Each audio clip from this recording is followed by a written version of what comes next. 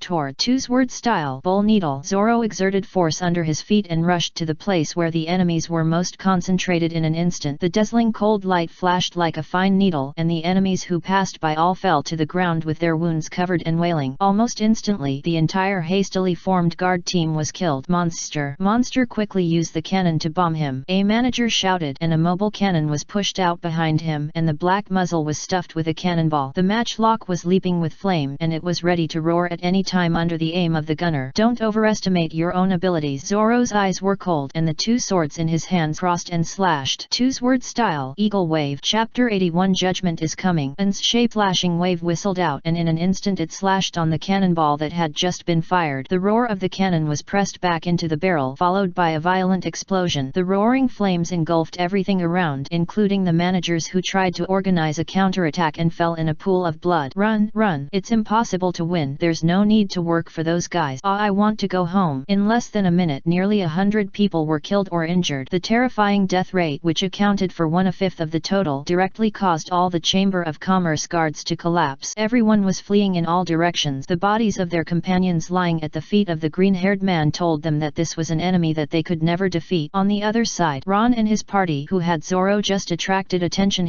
also arrived at their destination. It was not the magnificent hall in the center, nor was it a building that seemed to hide something in the corners. It was just an ordinary-looking villa with a large fountain. Tisk, it's really good at hiding. Ron lowered his head and looked at the compass in his hand, with the pointer pointing straight at the villa in front of him. The wish compass pointed firmly to the end of the wish, the place with the most wealth. A good swimmer drowns in the water, a good fighter dies in the army, and a greedy person dies in the money. So, he came. Is it here? What should we do? Nami asked subconsciously, and Nakago became nervous. The next step is my business. Just be careful not to get hurt. Ron gave the order, and Nami and Nakago stopped obediently. We have to find a way to make them combat capable. Ron frowned slightly and then walked straight to the villa. On the way forward, a blue crystal appeared in his hand, and the surging energy was extracted and turned into powder. Magic crystal. What was charged was not teleportation, but the newly acquired glory armor. And in the villa at the end of Ron's way, a pair of peeping eyes shot from all directions, and those eyes were full of murderous intent. The president said that killing an enemy will reward 1 million Baileys. It's time to make a fortune. You can take away anyone you like on Miss Island, and the Chamber of Commerce will take care of the aftermath. It just so happened that when I passed by that wealthy family, I fell in love with the beautiful woman who said she was his wife. The surging evil thoughts were suppressed, gathering momentum and looking forward to the moment of explosion in the villa like a tide. But when Ron stepped on the steps, everything changed. The golden light seemed to fall into the abyss and no longer existed, and the front door of the villa was already filled with suffocating darkness. Only the footsteps were still ringing, as if the god of death was coming to take away all their lives. I don't know who couldn't bear the pressure and pulled the trigger subconsciously. So, a rocket dragged its tail towards the door. A golden hand armor like a light suddenly stretched out from the deep darkness, and it lightly grasped the rocket. At that moment the darkness faded. In front of the gate an angel appeared, seemingly covered in light. He wore armor made of sunlight, and the smooth armor seemed to be made of flowing light. The nearly 3-meter turtle figure looked like a small giant with pale wings with a light golden halo behind him. The rocket with a flame at the tail was crushed easily in his hand armor like a small stick. Boom! The fire suddenly sounded sounded with the explosion, and the gate was blown down directly. The earth and rocks rolled, and the smoke and dust splashed. "Is it over?" someone asked, but no one answered, because everyone's eyes were fixed on the light in the smoke and dust. The angel walked out of the smoke and dust, looking indifferently at the criminals hiding everywhere. The announcement echoed in the villa like the buzzing of a bronze bell. "You all should be judged. Kill him." On the top of the villa, Daddy pointed at the monster with all his might. "It's just a demon ability user. Stop playing trick." However, Ron ignored him and uttered short syllables indifferently. "Atonement with blood, hammer to kill." Boom! The ground of the gate was sunken, and the angel who entered the rampage state had already broken through to the front. With just one punch, all obstacles in front were crushed. Human blood, bones and earth and stones piled up together, and the fist wind blew the deep murderous aura to the whole place. The horror of level muscle strength was fully demonstrated at this moment. "Kill him!" All the desperados were roaring. Flintlock muskets were constantly fired, and there were even hidden cannons roaring. Ron didn't care at all. Just move forward, punched, move forward, and punched again. The golden fist with violent power Way's very attack could crush all the living people in front of them along with their weapons, mix them into a paste and slap them on the white and clean wall. The dazzling blood red gradually painted a picture of death, and all the terrified wailing were embellishments in the picture. The cannons that roared a few times were twisted into scrap metal under the grasp of the golden big hand. The blades of the desperados trying to counterattack chopped on the golden armor, but only stirred up circles of ripples. No way to break the defense. "Death, death, our retribution has come." Some people cried and screamed and tried to escape, but they screamed soon after they went out. Some people threw away their weapons and knelt down to beg for mercy in an attempt to survive. Ron's answer was to grab him and smear him on the wall. After the screams and wails, there was only death-like silence. In the whole villa, there were only 2 living people left, and an angel who came to judge. When Ron climbed to the 3rd floor, he found an unarmed, well-dressed middle-aged man kneeling in front of him, and next to him was an old man dressed similarly. "Don't kill me. I can give you anything you want." Daddy's teeth kept chattering, and it sounded like his teeth were fighting each other, but in fact he was extremely frightened. He was suddenly beaten, and suddenly defeated, and suddenly knelt down to beg for mercy. He didn't even know what happened, and his life was directly threatened. "What the hell? Why? I want everything." Ron's voice was still like a bell, without any emotion. "Okay, everything." As if he felt there was room for negotiation, Daddy gritted his teeth and said, "This is impossible. I don't know your background or your thought, but the Shell Chamber of Commerce is backed by the Click Pirate. You know Click? That's a big pirate group with thousands of people and dozens of ships. I work for them. If you take everything, I won't be able to report to the boss and it will be a dead end. How about this?" Before he finished speaking, Ron had already looked at the old man. The trembling sound like a bronze bell sounded again. "I want everything." "Okay, we can talk about everything." The Chamber of Commerce's housekeeper seemed to realize something and shouted at the top of his lungs, "We talk, just us. We, you and me?" "Yes." Chapter 82. Where is this ship going? Wei Ken. Daddy seemed to realize something and turned around to speak. Ron stretched out his hand and crushed his head, leaving the second half of the threat in the greedy man's stomach forever. "Yes, that's it," Ken muttered to himself. The old boss had been high and mighty for too long, so it was normal for him not to understand the situation. He was different. This man was undoubtedly a strong man. The stronger he was, the less likely he would be threatened, not to mention a greedy strong man. "What do you have?" Ron did not give Ken time to calm down. He asked coldly and raised his hand at the same time. "Everything this Chamber of Commerce, the operating funds, treasures, can be given to you. I only ask that I can be your running dog and serve you." Ken's tone was hurried, revealing his intention to cling to someone powerful. "You don't deserve it." Ron spoke straightforwardly. What did he want from an old man? Yes, I definitely don't deserve it, but I can help you achieve what you want." Ken looked flattering.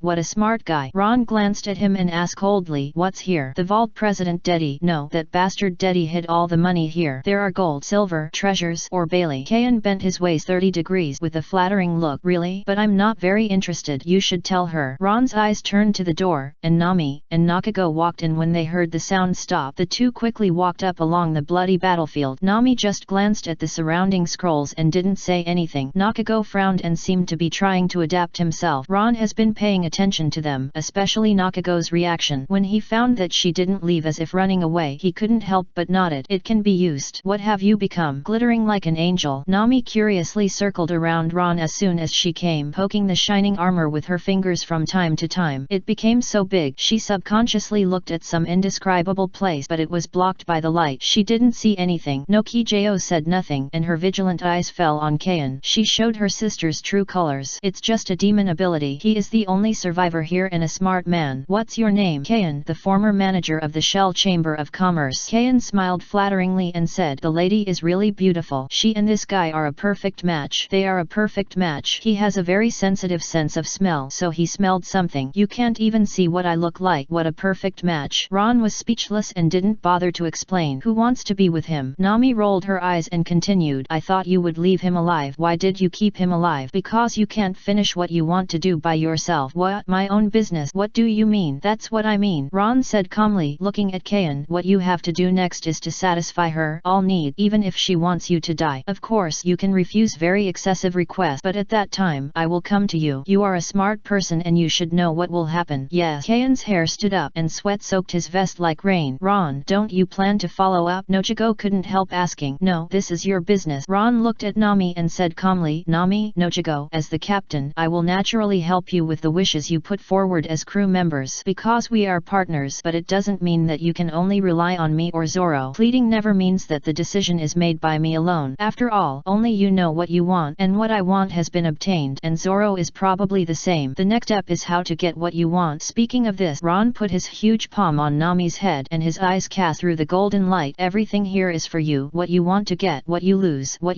and what you bring back. It will all be up to you to decide, and you will also need to solve the difficulties during the period. This is a test, Nami. The next step is up to you. After saying that, Ron left without hesitation. Even though there was a huge vault under his feet, his steps were not slow at all. Hey? Nami was stunned and seemed a little confused. At this time, Zoro's voice suddenly sounded from the window on the third floor of the villa. Ah, I know. Zoro walked into the corridor from the window, stood beside Nami and shrugged. He said the last sentence to me. Mr. Zoro, the enemies outside? Nakago asked. All solved. There are not many eye-catching enemies. Zoro shook his head slightly disappointed. All solved? Hundreds of elite guard. Those are the elites that Daddy asked from the click pirate. Kayan lowered his head, not daring to have the slightest idea, and the lucky delusion was strangled by him. So, what does Ron mean? Isn't he the most greedy for money? Nami still didn't understand, so she asked directly. Nakako looked at Zoro, hesitated and didn't speak, but Zoro spoke directly. He looked at the direction where Ron left, and raised his mouth. I think it's probably to see if you really become companions. We are already on the same ship. Nakako interrupted. I am also on the same ship, but do you think I am in the same group with you? Zoro smiled contemptuously. Or do Miss Nami and Miss Nakako think that as long as they are on the same ship they are partners? They think they are already the same as him? Nami was stunned and fell into thought. Nakako did not speak because she knew it was true. When the fantasy adventure became reality and the cruelty in the words became a bloody experience, she could not help but think about one thing. Where is this ship going? And for what? Perhaps Nami would answer with a smile that it was the great secret treasure. But Ron did not even admit that he was a pirate. How could he go out to sea for the great secret treasure? From the time I knew him until now, he has always had a strong sense of purpose, and from that deserted island to Kakosia, he has basically completed all his goals and has been moving forward. Zoro seemed to see Nakago's thoughts and whispered, although he has never said it, I think he must have a goal to move forward, but people who are not his partners cannot listen to his confession. Only people who are on the same path can truly become his companions, right? What a troublesome guy. So, what is that? Nakago asked. Who knows? I am not his companion. Zoro turned and left, and a cold voice came from afar. Call me if you have any questions. Since Ron said so, I will be responsible for your follow-up matters. Chapter 83 Ending. Kayan was timid and didn't dare to interrupt. Outside the manor, people like a tide crowded in front of the entrance and hesitated. It's about to start. Ron came to a high place at some point and watched the next development quietly. This is a test. Ron discovered a fact when Nami hugged him and cried when Arlong died. The person standing in front of him is not a stereotyped impression of someone, but a living, thinking person with his own hobbies and ideas. Then a lot of problems will arise. If it was Luffy, he probably wouldn't think of such problems at all, and would only move forward by instinct. Nika's nature plus the experience of adventure will eventually make them a force. But Ron is not Luffy. It is important to know yourself. If you don't have the ability, don't take it for granted. Similarly, the favor of solving Arlong and the dragon pirates cannot constrain anyone to be his companion forever. Even from the perspective of position, whether Nami is there or not, Ron will go to trouble the fishman. So, there is a test. Nami's personality traits are love of money. Her dream is to draw a nautical chart of the world, and she will beg for mercy to protect herself when she encounters danger. Nochigo lacks information for the time being. After all, she is a buy one get one free type, but from her following the adventure at sea, it can be foreseen that she cares about her only relative and has a longing for the outside world. And these two people expressed a strong desire for one thing in the Miss Island incident. Also, it is to rescue those children. Ron himself has no objection to this if he doesn't make trouble. How can he be called a happy person? So he agreed to Nami and Nakago and crushed all the super-standard obstacles. The entire Shell Chamber of Commerce now has almost no power, and the only remaining Keen will cooperate very well in order to survive. There is also Zoro accompanying, plus Ron's instructions. Nami basically does whatever she wants and no one can stop her. In other words, in terms of the group, Ron has done the best he can. The captain gave the crew the basic foundation to realize their wishes and did the best he could. And what the captain wants to know is, after Nami and Nakago completed the events they wanted to do and obtained the benefits they wanted, will they still consider the group or him? If not, everything is empty talk. If it is possible, Ron has found two companions who can be initially trusted. This is the source of everything. Compared to this matter, the possible vault of the Shell Chamber of Commerce is not important at all. Ron needs money, but he wants money to have the power to decide his own destiny, not to become a slave to money. No matter how much money there is in the vault, it cannot shake this fundamental. Otherwise, it would be putting the cart before the horse. So, he did not ask how much money there was in the vault from the beginning. So, Ron sat on a high place and watched the development below quietly. The glory armor on his body disappeared after an hour. Ron recorded this. The protection ability of the glory armor is very strong. Ordinary bullets and slashes need not be said. Rocket launchers can't break the defense at all. If there was such a skill in the Dragon Park at that time, Ron would not have to be afraid of artillery at all. And the most important thing is that glory armor and the big baby template are complementary. A typical example of 1 + 1 2. The only disadvantage is that it is too bright and affect the way you speak. I always feel that saying something that is not middle school is a bit uncool. After all, glory armor is really cool. It's just a bit expensive. The magic crystals are basically drawn one by one. The high-level VIP roulette basically draws one at a time, and occasionally two will appear. That's 1 million Baileys, which is really a waste of money. Ron counted the consumption and sighed softly. Although he has hundreds of millions of asset, the landlord's family has no surplus food. Balance of chips, 98 million. 1 million was exchanged for a magic crystal, and another 1 million was drawn for Hulk's pant. Don't say it, it's really useful. The pants have a self-adaptive size function, which can fully adapt to the giantization of the big baby template. It directly avoids the embarrassing situation of running naked after transformation. At this time, the bottom also began to get lively. There seemed to be many people on Miss Island who were aware of the current situation. They seized the opportunity of Ron and others to rush into the Shell Chamber of Commerce. After finding that the place was empty, they did not rob everywhere. Instead, they found Nami and others under the leadership of a man, and it seemed that they had negotiated. Ron saw that Nojigo took the children over. The leading man promised something, then knelt down to ask Nami for something, and then Nami whispered to Nojigo. Finally, a large amount of food was taken out from the warehouse of the Shell Chamber of Commerce, and there were also a lot of treasures. A large number of townspeople cheered around the food. Miss Island went straight into a carnival that night, and a large amount of wine and food were served as a flowing banquet. Ron raised his eyebrows slightly, thinking about it and preparing to go back to sleep. At this time, footsteps sounded on the path behind him. Why are you in such a place? Nami climbed up from the bottom, panting, sweat soaking her orange short-sleeved shirt. She complained and sat down next to Ron, holding her chin with her hand and looking at this strange yet familiar man. Have you finished everything? Ron asked. Yes, those children were handed over to the town leader, who promised to raise them until they reached adulthood in exchange for the food and wealth of the Shell Chamber of Commerce. Do you think they are trustworthy? At least the leader knew how to restrain the townspeople and not take away things that were not under supervision. Then he brought people to me and told me a lot of things. For example, they were already planning to move to other uninhabited islands, which were already selected by the people of Miss Island. It was only because the locals were lucky and unwilling to leave their hometown, and they disbanded their own guards in order to gain the trust of the Shell Chamber of Commerce, that they gave those bastards a chance. If I am willing to help them, they will remember this kindness forever and be willing to take care of those disabled children. Nami sighed softly. So I agreed. Because you are right, we are just passers-by, and maybe the final result will not change anything, but I also know that it is impossible to be perfect in everything. You did your best, and so did I. Only at this time did Nami show her good qualities besides greed. A woman who is careful, kind, values feelings, hates evil, and is occasionally gentle and capable. This is what Ron remembered about Nami at the beginning. Now it seems to be true. She has achieved her goal. Chapter 84. Your Nami brings you 1 Bailey. Chapter 84. Your Nami brought you 70 million Baileys. After thinking for a while, Ron said, it's normal. There will always be various tragedies in this world. We can't help them all. People's energy is limited, but disasters are endless. I hate this, so I want to destroy those things I don't like, but I also know that only by solving the source of the disaster can everything become pleasing to the eye. It seems that you really have your own goals. Zoro is right. You are really a troublesome person. Nami suddenly stood up and stretched lazily. Because of the excessive movement, the hem of the orange short-sleeved shirt was pulled up, revealing a piece of snowy skin. Ron subconsciously looked over and then didn't move his eyes away. It's a pity that the beautiful scenery always flashes away. He couldn't help but feel regretful, but he heard Nami suddenly say, "Don't regret it, there will be plenty of opportunities to see it in the future." That's it. Ron held his chin with his hand, looking disdainful. Of course it's not just that. Nami winked playfully and stretched out her fair little hand to Ron. Your Nami also brought you 70 million Baileys, Captain. I'll state in advance that the total assets of the Shell Chamber of Commerce are only 120 million Baileys, but you already have a lot of gold and silver treasures and you can't take the supplies with you. I asked them to hand over all the Baileys in exchange for those supplies, and only then did I get 70 million Baileys. So, can you give your Nami a little reward? For example, forgive my debt of 10 million Baileys or something. Nami began to launch a charming offensive, but Ron's heart turned cold when he mentioned money. I don't have money, but I have my life. Ron simply lay on the ground, even though he believed everything Nami said. But if you think Nami didn't hide her money in advance, it means you don't trust Nami's personality. Then let's go, my captain. Nami stepped on Ron with contempt and then stretched out her hand to pull him up before he could react. The people of Miss Island have always wanted to meet you, the captain, and want to thank you for everything you have done here. That kind of thing is too boring. It's better not to. Ron got up, and before he finished speaking, the edge of the town under the night sky suddenly lit up with fire, followed by a loud explosion. Boom. Enemy? Ron's face changed, but he could only see the burning fire in the night. He was about to move over to take a look, but was pulled by Nami. Take me with you. I want to see who dares to make trouble on my territory. Nami jumped on Ron with a murderous look on her face, and after being supported by a solid arm, she put her hands around Ron's neck. Let's go. Ron first performed a protection to avoid arrows and then jumped down from a high place. He was in a rockery built by the Shell Merchants Association. It was not very high and there were footholds everywhere. Soon, Ron brought Nami to the explosion site in a princess hug. This was the edge of the town. The explosion created a huge deep pit here, which looked like a huge amount of explosives piled together and exploded. Ordinary artillery could not cause such damage even if it was fired in unison. With great power, the loss was naturally great. Most of the patrol team, hastily organized by the people of Miss Island, died. The rest of the people were missing arms and legs or dying. Zoran and Nojigo also happened to appear, and Chester jumped around at their feet. There were other people on Miss Island with them. The explosion just now was too loud. What happened? Ron put Nami down, then took out the life potion from Chester's mouth and poured it down to several dying people. After the potion took effect, someone in the patrol team finally understood the situation and spoke. The attack was by pirate. They looked strange, just like the people in the circus wearing fancy clothes. They came up and asked how to get to the Shell Chamber of Commerce. After they found out that the Shell Chamber of Commerce was destroyed, they left. We wanted to report it, but suddenly we found that one of our companions was missing. It turned out that they were captured by the group and tortured for information. After we found them, they dropped a small red bead. Then it exploded. The power was so amazing that half of our good hands were directly reimbursed, and finally it became like this. The captain of the patrol team picked up his broken hand with a bitter face. They may be pirates that the Shell Chamber of Commerce had cooperated with before. I heard that this is not the first time that the Shell Chamber of Commerce has done something on Miss Island. Usually there is no business to do after that. They will call the pirates to completely bloodbath the island and eliminate their sins. Can you tell me who did it? Which pirate group? After asking, Nami looked at Ron. Seeing that he didn't respond, she put her hands on her hips as if she had found a backer. If they make trouble here, they must pay the price. I don't know. There are too many pirates who do dirty work for the Shell Chamber of Commerce, or they are actually a business cooperation. The patrol captain smiled bitterly. Forget it. There is no need to avenge us. It's not worth it to die. After those pirates find out that the Shell Chamber of Commerce has been destroyed, they will definitely give up because the risk is too great. No, it's not. The patrol team members lying on the ground were treated by the life potion. One of the members who escaped from danger spoke with difficulty, pointing his finger at Zoro. I heard them say that luck is really well found. A green-haired swordsman, a fat sheep with 1 billion berries. And what about the fierce god and the cat? What is the relationship? Ron frowned, a little confused. Zoro does have green hair, but what is 1 billion berries? The closest to this number is probably Ron, but he has less than 400 million berries. What are the fierce gods and cat? I think I know something about this description. The leader of Miss Island, Ampa, seemed to remember something and looked at Ron and others carefully. Then he took out a newspaper from his arms and handed it to Ron. Take a look at this. The news from a few days ago. Ron took it subconsciously and widened his eyes, because the bounties for Ron, Nami, and Zoro were registered on it, but not for Nakago. Fierce god? Me? 4 million berries? Ron Ron asked 3 questions in a row, and Nami came over and saw that her expression turned bitter. How come I am wanted too? No, and Mr. Zoro is also wanted. He is really amazing. 3 million Baileys is only 1 million lower than Ron's. What? Why is my wanted lower than Ron's? Zoro was very surprised and came over to find out. Ron couldn't help but point his finger at the date. Didn't anyone notice? This wanted order was issued a few days ago. Why didn't we know about it? I'm only responsible for cooking. Ron, I'm only responsible for security. Nami. Ron pinched Nami's cheek and made her pout. Didn't you collect information from the newspaper? Smart people can already guess who will be beaten next. The evil pirate who is rarely killed in the fan fiction. Chapter 85 Buggy Pirate. I'm a navigator. I'm so busy drawing sea chart, and this kind of intelligence gathering is all done with public funds. Without your suggestion, who would go out of their way to order newspapers? I still owe you money. 100 Baileys for a newspaper is so expensive. Nami shook her head and broke away, saying confidently, you, the captain who doesn't do anything, don't buy daily newspapers. What should we, the crew, buy? Ron fell into silence, and he discovered an embarrassing fact. Because he is too much like the captain. No, he is the captain, and the crew naturally gave him the right to do some things. The captain's power in the age of navigation is almost unlimited, and there can't be a second voice in the group for various reasons, and Ron is naturally the only voice in his group. This is the result. When he himself doesn't notice it, other crew members will not remind or question it. Start subscribing to the World Economic News Agency newspaper tomorrow. Ron sighed and then began to have a headache about this pirate group that came from nowhere. At this time, a faint voice suddenly sounded. I seem to know who they are. Who? Ampa immediately looked at the person who spoke and instantly found the lame boy. It's you. How do you know their origins? Ron didn't speak but cast his eyes like Nami and the others. I have seen them in my hometown. They should be wearing circus makeup. Called the Buggy Pirate. The captain is a red nose. There is also a despicable swordsman who rides a unicycle and uses swordsmanship. A tamer with a lion. And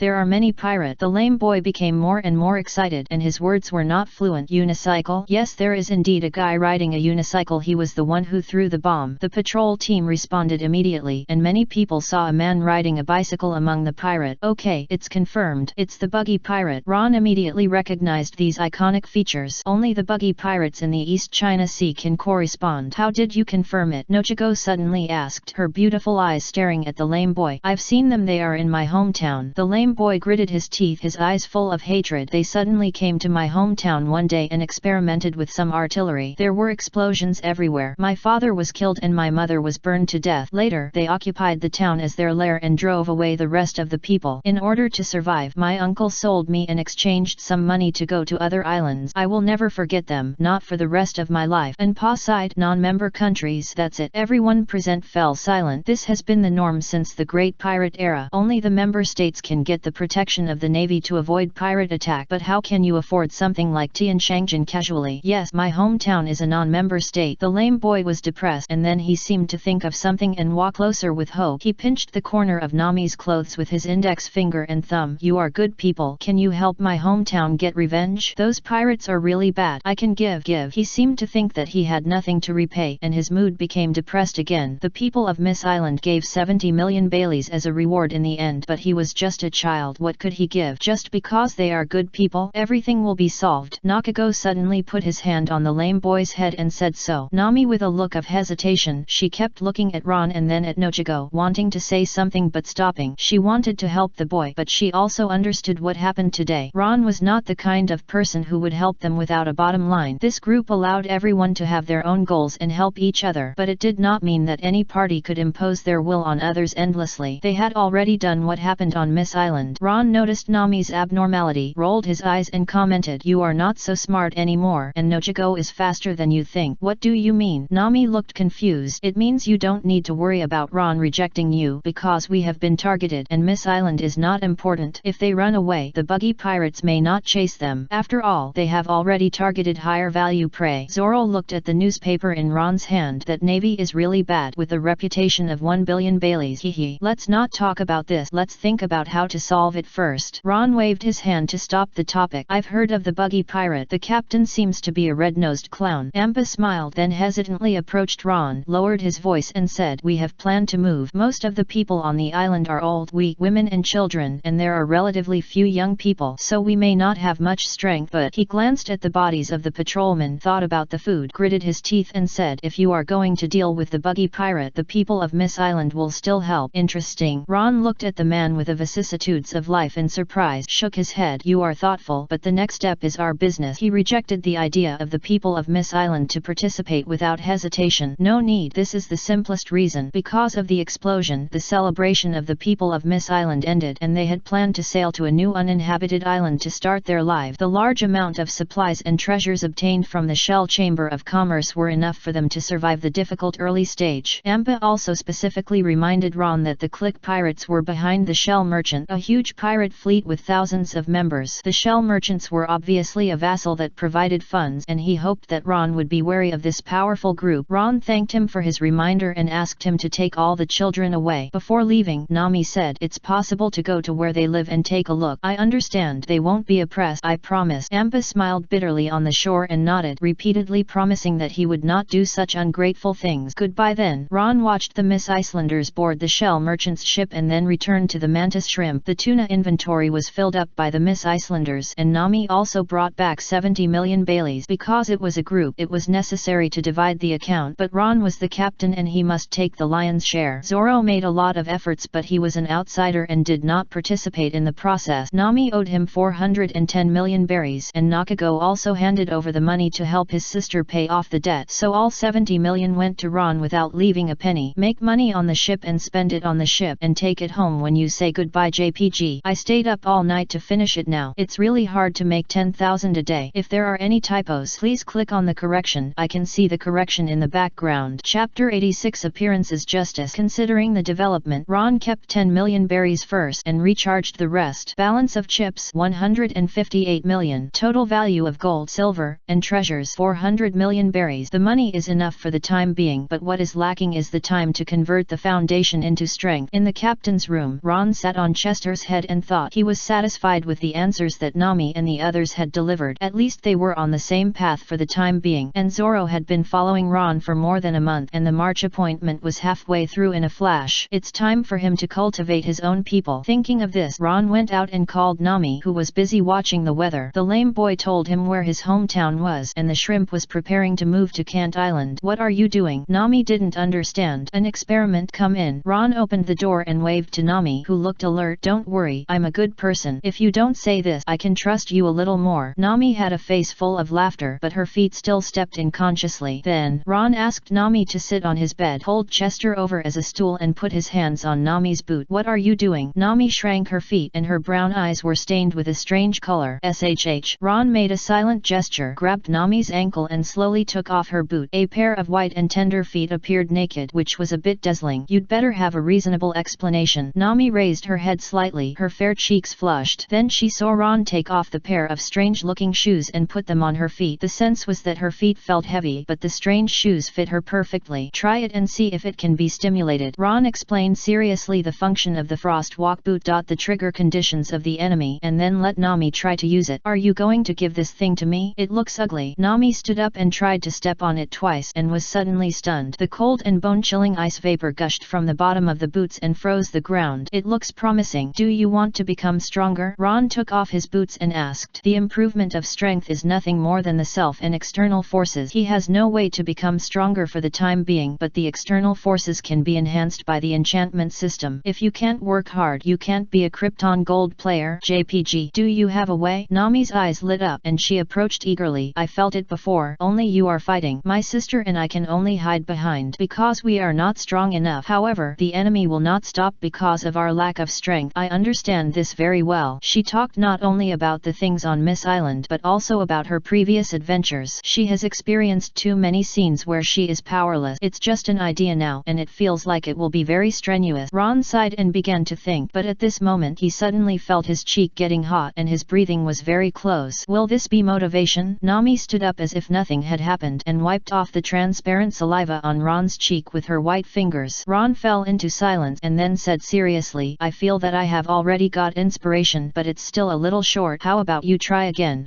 No. Nami picked up her boot, stood up barefoot, and walked over Ron to the door. She turned around barefoot and made a playful and cute look. The next step is up to you, Captain. I am your man. Don't treat us unfairly. After leaving a sentence full of ambiguity, Nami ran to find her sister. I understand what it means that appearance is justice. Ron touched his cheek and clearly felt that he was tempted. However, he was soon suppressed by calm thinking, and he stood up and began to prepare. It was enough to confirm that the enchantment system could work on other people. My world enchantment system is enchantment book. There are 2 channels to obtain enchantment book: lottery, or completing the enchantment table system. Lottery depends on luck and costs a lot, and the enchantment table system does not require such a large cost. It comes with a complete enchantment type, and you can get the enchantment you want by repeatedly refreshing. But there is a problem. I am not a block person, and I don't have an experience slot. It would be funny if I built an enchantment table system and couldn't use it. But the dimensional roulette seems to localize the things extracted. Like those magic tricks consume physical strength. The pioneer eye can also be charged with magic crystals. Ron finally decided to give it a try. Without using the favor of the goddess of luck once a day, he just opened the dimensional roulette, and the lucky lighter plus the Tide Rider characteristics of fate allowed him to draw what he wanted. Bookshelf X15. Origin: My world. Type: Rule. Item: Effect: a collection of special books with the power of word. When placed in a certain way on an enchantment table, they can draw power from the words and give it to the books to form an enchanted book. Consumption: None. Book X20. Origin: My world. Type: Rule. Item: Effect: can write words with special power to form an enchanted book. 3 books plus a wooden board can be combined into a bookshelf. Consumption: None. Everything is ready. Ron looked around and finally decided to arrange it in the small attic on the top of the shrimp. It was the 3rd floor, where no one lived and only stored some sundries. He placed the bookshelf in a 5x5 space centered on the enchantment table, and at the same time ensured that there was nothing in the 3x3 space centered on the enchantment table. When the enchantment table system was established, twisted transparent characters floated out of the bookshelf and were then absorbed by the enchantment table. Enchantment table. Enchantment system. Origin: My world. Type: Rule. Item: Effect: you can enchant books by consuming experience/magic crystals/energy. The enchantment list is refreshed to 5 options each time and can be refreshed repeatedly. Consumption: None. Done. Ron nodded happily and looked at the consumption balance of chips: 158 million. Not bad. Ron began to extract magic crystals. This thing has become a necessary consumable due to skill requirements and enchantment table requirement.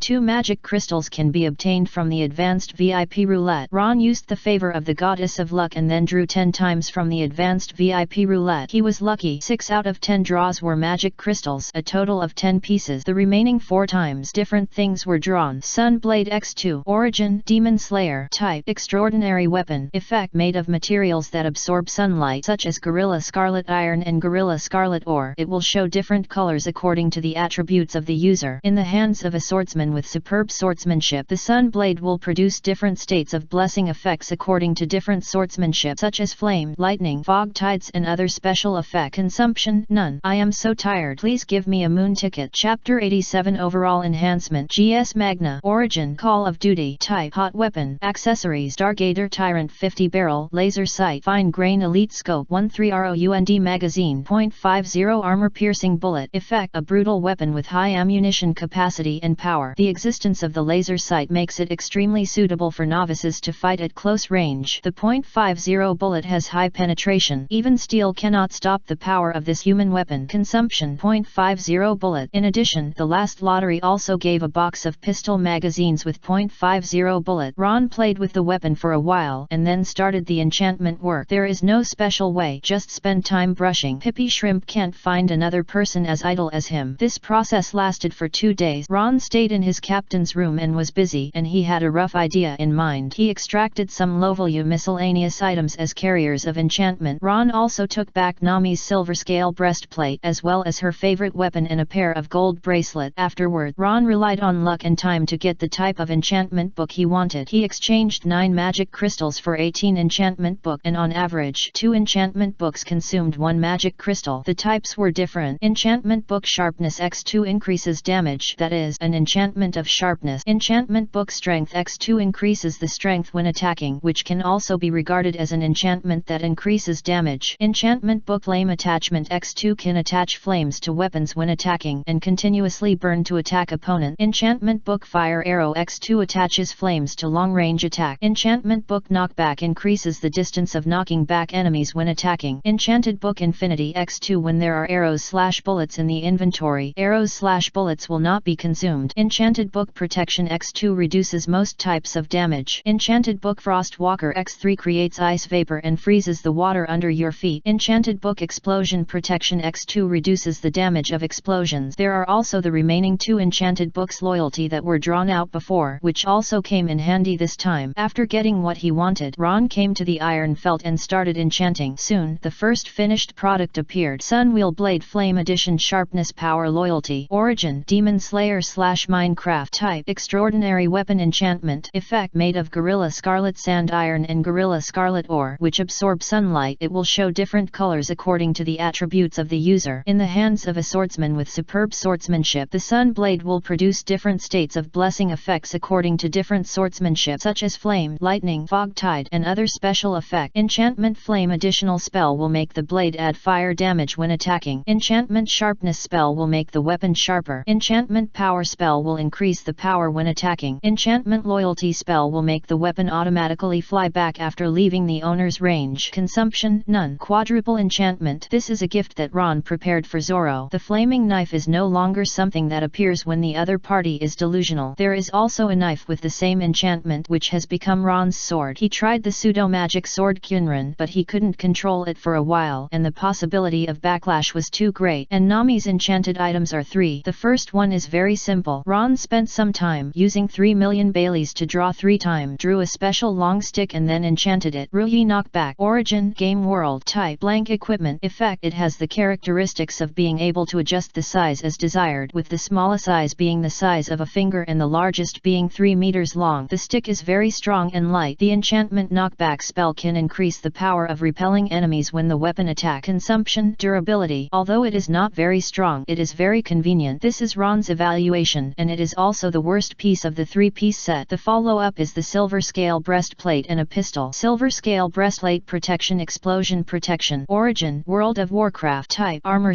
/ Enchanted Magic Equipment. Effect: It has the characteristics of being able to adjust the size as desired, with the smallest size being the size of a finger and the largest length being 3 meters. The stick is very strong and light. The enchantment Protection spell can reduce the damage of most types of sharp weapons, blunt injuries, etc., and the enchantment Explosion Protection spell can reduce the damage of explosions to the user. Consumption: Durability. Honestly, after this item appeared, Ron himself was surprised because he took a gamble, and some enchantments in the enchantment system of my world cannot exist together. But the enchantment table drawn by the dimensional roulette seems to be slightly different. The description of the enchantment book does not mention the conflict with a certain enchantment, and the description content has also changed. So, Ron decided to seize the opportunity to card the bug, and then a very abnormal weapon appeared. In a pure game, it would be reported for cheating and kicked out. GS Magnifier Arrow Infinite. Origin: Call of Duty. Type: Hot Weapon / Enchant Magical Equipment. Accessories: Stargazer Tyrant 50 Barrel, Laser Sight, Fine Grain Elite Scope, 13 rounds magazine, .50 Armor Piercing Bullet. Effect: A brutal weapon with high loading capacity and power. The existence of the laser sight makes it extremely suitable for novices in close-range combat. The .50 bullet has high penetration. Even steel cannot stop the power of this weapon. Enchant Fire Arrow. The bullet will carry the damage of the spell fire when shooting, and the enchantment Infinity. When the pistol magazine is loaded with bullets and fired, it will trigger the infinite spell, and the shooting will not consume bullet. Consumption: .50 bullet. The gun with infinite bullets also has additional fire damage. The power of the spell is obviously not physical but magical. This is unscientific but very magical. JPG. Ron played with the pistol emitting a purple light with admiration, and then enchanted the Silver Desert Eagle with an identical one. He planned to give the Silver Desert Eagle to Nakago, as he didn't need a pistol that much. The Silver Desert Eagle, produced in the fantasy world Crossfire, has the characteristics of high power, low recoil, and easy control, plus the power of enchantment. It is a very good guarantee for Nakago, who has no combat power. In addition, the bracelet taken from Nami was also enchanted by Ron in the form of a silver scale breastplate. Protection and Explosion Protection. This is also for Nakago. Anyway, it's normal for 2 sisters to have 1 bracelet each. There are still 3 Frost Walkers left, which are used on Nami's boot, Nakago's shoes, and Zoro's cloth shoes. After all, it's the age of discovery, and with Frost Walkers, at least there's no need to worry about falling into the water. Ron glanced at his account balance of chips, 145 million. The rest period ends today, and the fight with Buggy will follow. Hawkeye and Red Hair will also enter the game because of this incident. The big guys are about to fight in the East China Sea. Chapter 88 4-Dimensional Chrysanthemum. There are still many chips. If the dead money is not converted into strength, it will be a bit of a loss. Ron thought about it and simply continued to prepare. Invisibility Potion, Magic Crystal, Life Potion, Dragon Breath Spray enchantment. The money was consumed like water, and the balance of chips reached 100 million. 45 million was exchanged for Magic Crystal X13, Life Potion X10, a total of 27 bottles, Invisibility Potion X12, Dragon Breath Spray Infinite, and many sundries that were padded. When the Goddess of Luck refreshed, Ron decided to play a wave of silver roulette. The lighter lit the cigarette and the Goddess of Luck's favor was triggered. 70 million Bailey disappeared. 7 draws. Colorful lights rotate. Extracted 4-dimensional chrysanthemum. Extracted senzu beans. Extracted thunderstorm. Extracted shocking trumpet.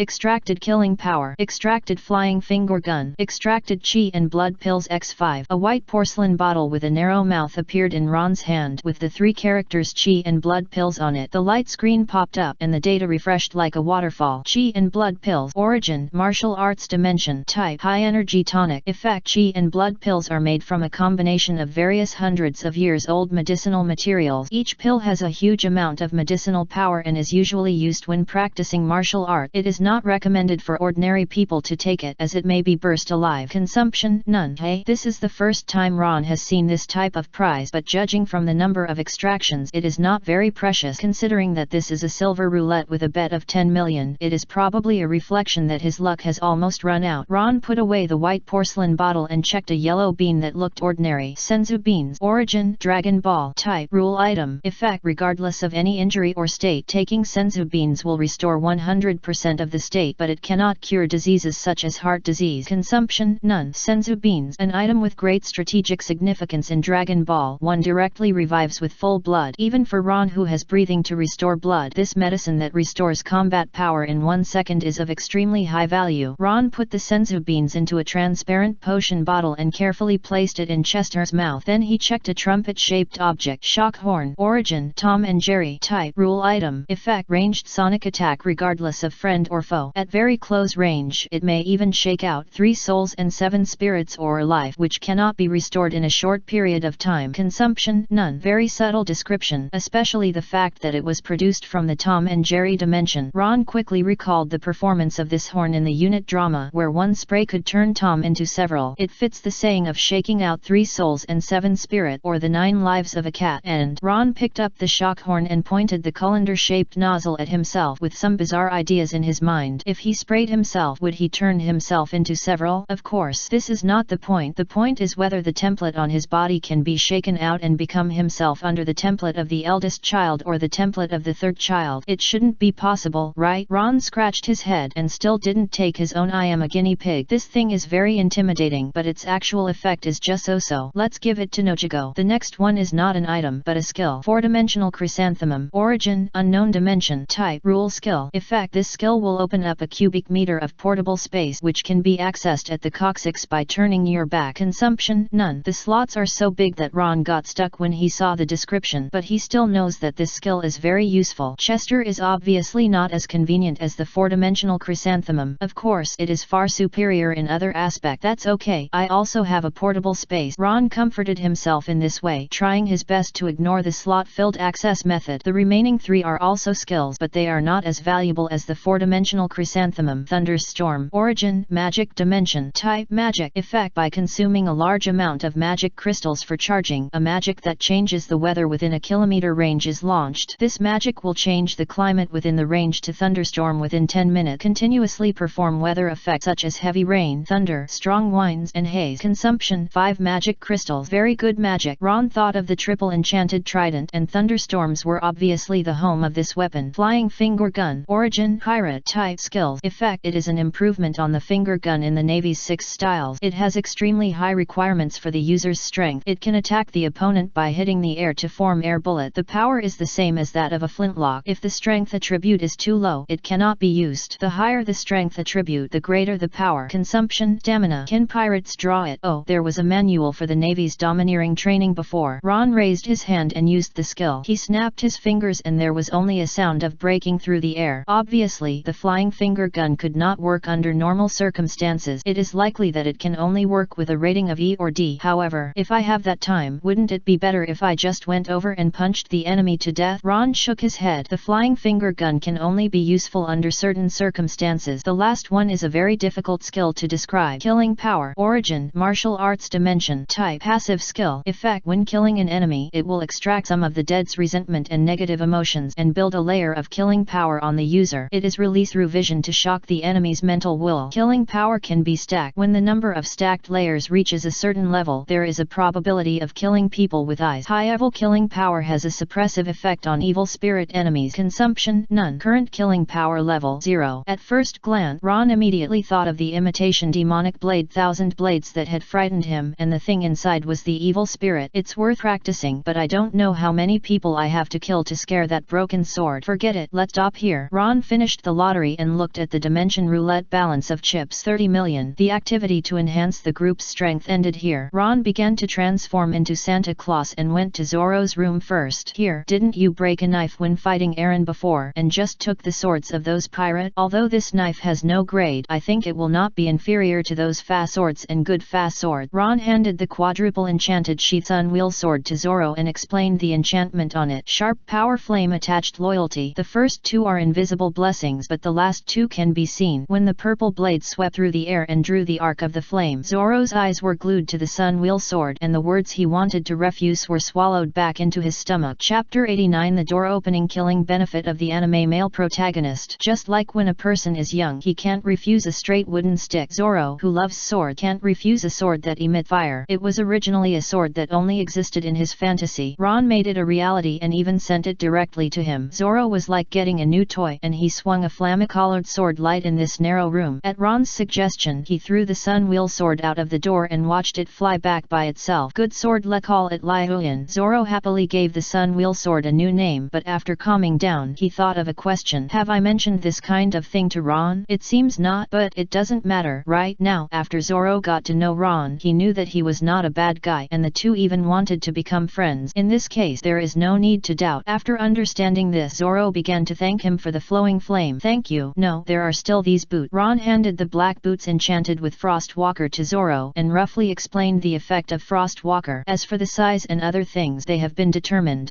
Swordsmen don't need external objects. Zoro seemed a little hesitant. It won't have any direct impact on your battle. It will just make it more convenient for you. And don't forget, you still need to protect me. If a battle breaks out at sea, I will charge from the sea. If you need to follow the charge, it will waste a lot of time without this. Ron brought out the reason he had prepared long ago. Okay. Zoro took it and then said seriously, I remember it. It doesn't matter. We are all friends. Ron waved his hand, turned around and left to Nakago's room next door, knocked on the door politely and entered after being allowed. It was an ordinary small room with a horizontal bed and a small bookshelf. There was not much space besides that. The mantis shrimp was a sloop after all, and there was a lot of consideration for the available space. The space left for individuals was not too large. The largest one was Ron's captain's room, which was the size of 2 or 3 rooms. Nakago's room was a little different, with hand-painted paintings all over the wall, and the background was mostly orange orchards and 3 figures. Probably her, Nami and Belmir. What's wrong? Nakago lay on the bed in a very comfortable way, leaning against the pillow and looking at Ron. It seems that because she was in the room, Nakago wore less, and her style was closer to Nami. A large area of wheat-colored skin was exposed generously, revealing a healthy beauty. Ron looked at her a few more times inadvertently until Nakago chuckled. Giving something, or investing in a companion. Ron coughed awkwardly twice, but he didn't think there was anything wrong. After all, when it comes to appearance, Nakago is also a beauty. I heard Nami say, what are you going to give me? Nakago straightened up from lying to sitting, and his expression became expectant. Obviously, it was not just Nami who realized her weakness. After all, you are a non-combatant, so there are only 4 pieces. Ron handed over the double enchanted silver Desert Eagle, a pamphlet translating the firearms training manual, and a golden bracelet gleaming with a faint purple, and Schrodinger's poster/seal. Although 007 is cute, Ron really doesn't need it, so he might as well give it to Nakago. If a 3-me turtle 007 really fight, he may not lose to some pirate. When handing this heavy scroll to Nakago, Ron expressed his hope that she could take good care of 007. After all, it was really a life-and-death friendship. Afterward, he roughly explained the effect of the enchantment and left Nakago's room. When it came to Nami's in the cabin, Ron was not so polite. Just like when Nami asked him to eat or do something, she never knocked on the door when she entered his room, and sometimes she just kicked the door. Ron opened the door without hesitation, but what caught his eye was a scene comparable to the Schrodinger's poster/seal when the scroll was unfolded. The soft moonlight shone into the cabin from the narrow round window. The beautiful girl had just taken off her clothes, and she was still holding pajamas in her hands. The jumping firelight on the table fell on her, but was in turn suppressed by a piece of snow. The white goose neck turned, and a beautiful face with astonishment emerged in the firelight. A pair of beautiful eyes, first stunned, shy, and then turned into anger. Hiss! Ron gasped and felt his nose getting hot. Then he stepped back very quickly, grabbed the door handle and closed the door. After doing it all in one go, the door of the room slammed. Perhaps something was thrown at him, but Ron didn't react much. A word echoed in his mind: 360. Damn, 360 in reality. Ron didn't really understand it. He just thought of this very specific word 360. So, how big is it? Perhaps only after measuring it can we know the details. Come in. Nami's slightly annoyed voice sounded, interrupting Ron's thinking. Ron pushed the door open and saw the face he had just seen. Did you see it? Nami gritted her teeth and looked directly at the man with heavy dark circles under his eyes. What did you see? Ron's eyes were confused and he lost his memory for a short time. Humph, don't deny it. Your nose is bleeding. Nami approached angrily and touched Ron's philtrum with her white fingers, with the fingertips stained with blood. She looked very angry and tired. Was it because she had been tinkering with things to improve their strength recently? Nami couldn't help thinking so, and her anger suddenly disappeared by half. In fact, even if Ron admitted it directly, she would not do anything. You belong to me. Although Ron obviously didn't really want to do it, but this can't change the fact that it really exists. Otherwise Nami would not have lived with her sister Nakago when she first got on the ship. Even after living there for less than 2 days, she began to feel that as long as she didn't drag her sister down, water is fine. Of course, if something happens in that situation, Nami probably felt like she was bitten by a dog, until Ron had been obedient and she slowly realized that he really didn't have that kind of plan. At least not that kind of simple and rough plan. After the incident on Miss Island, Nami examined herself and her resistance to Ron in some aspects was significantly reduced. Otherwise there wouldn't have been that kiss a few days ago. When she thought of this trick, Nami's anger was reduced by another 3 points. The emotional line may be written more delicately. Before saying anything, she directly reduced her anger by 7 points. Nami simply stretched out her hand. 100,000 Baileys once.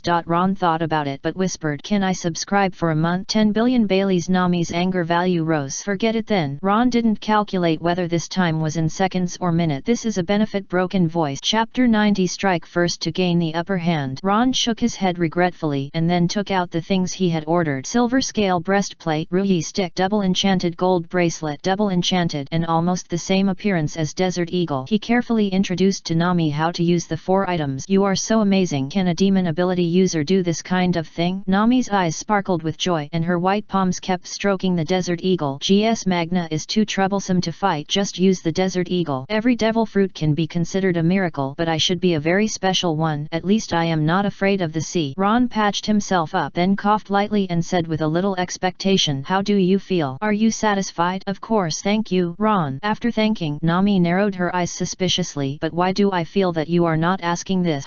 Maybe I just want to. Do you want to give a little tip? Originally there was, but not now. You got too much. Nami pouted and thought of what happened just now. She was changing into pajamas and she saw it all at once. Although she didn't care much about this kind of thing, she still felt that she had lost a lot. Okay, how far are we from Quint Island? Ron turned to business and his expression became serious. The child's hometown is not too far from Miss Island. Nami got up and walked to the table, picked up the nautical chart. So, tomorrow morning or maybe midnight we will meet the enemy, if they are still there. Yes, according to the description of that little guy, the buggy pirates have established their nest there to study bombs. This kind of scientific research has high requirements for local equipment and will not be easily transferred. Ron made a judgment and then said, this time I can give you practice. Can you do it well? I mean the more ruthless kind. Do you think I am a spotless flower? Nami heard what Ron meant, sneered, and then looked at the next door worriedly. I'm just worried about my sister. She used to grow oranges at home. I don't understand why she followed. After being trapped in one place for a long time, you naturally want to see the world. You should pay attention to her. Ron smiled, then got up and left. It was already late at night and Zoro would not start the night watch for a few hours, so Ron was on guard in the first half of the night. No words were spoken all night. Quint Island, the headquarters of the buggy pirate. The pirates who occupied the native town were partying as usual. They had just completed a robbery. A large amount of supplies was enough to support 2 days and 2 nights of partying. Becky was at the front of the banquet, leaning against a circus tent and laughing. Little guys make a fuss. Long life Captain Buggy. The captain is awesome. He blew up those who dared to resist with one shot and left nothing behind. Let's go to Orange Town next time. I heard there's a lot of money there. Yes, I don't think I had enough fun this time. The pirates were in a mess and the conversations were like the tide. However, at this time, there was a sudden noise outside and the chief of staff Kabeji rode his unicycle into the banquet venue. He rushed all the way and rushed directly in front of Buggy and then stopped panting. What are you doing? Kabeji Kabeji, didn't Boss Buggy ask you to get some money? Why did you come back empty-handed? Machi, who was wearing an animal skin waistcoat with his waist exposed and a lion squatting at his feet, asked dissatisfiedly. Shut up, idiot, playing with lions. This is very important. The pirate group called, what is it? The Fierce God Pirate Group. The Fierce God Pirate Group that attacked the Navy and got 1 billion Bailey treasures appeared. Kabeji shouted loudly, attracting the attention of other pirates who were celebrating. What? You found the fat sheep? Baki stretched out his hand suspiciously and his palm flew out directly from his wrist, grabbing Kabeji in front of him. Aren't you going to the Shell Chamber of Commerce to collect money? How did you meet that group of fat sheep? Now the pirates of the entire East China Sea are looking for them, but no one has discovered which direction they went. Really, Lord Buggy? Kabeji explained the whole story with an eager face and then said, I have interrogated the people on Miss Island, a man with black hair and a dog that looks very strange, a swordsman with green hair and 3 knives, and a woman with orange hair who is particularly beautiful. The characteristics match the bounty order. That's not right. Shouldn't you just catch those 3 people back directly? Machi looked at Kabeji questioningly. Didn't you go there with dozens of brothers? Why didn't you just catch them back? Idiot, those guys instigated the people on Miss Island to kill all the people from the Shell Chamber of Commerce. I only brought a few dozen brothers with me, but there are thousands of people on Miss Island. Kabeji rolled his eyes. If you can take the beasts you have tamed and kill all the people on Miss Island, including the target, I admit I was wrong. Then what? Baki interrupted. You just came back? Didn't do anything? Of course not. I'm the chief of staff. Kabeji sneered. When I came back, I dispersed the brothers in the group and asked them to keep an eye on the surrounding island gathering places. That group of guys even had a celebration party. If we set out now, we should be able to stop them before they leave. Even if they leave, the brothers who stay behind can know the direction they are heading. In this way, we will be faster than others. Really? But we just finished a round of robbery. Baki was eager to move, and researching shells also cost money. Boss Buggy, give the order quickly. We can set off at any time. However, some pirates who couldn't hold back had already petitioned loudly, which aroused a chorus of echoes. Yes,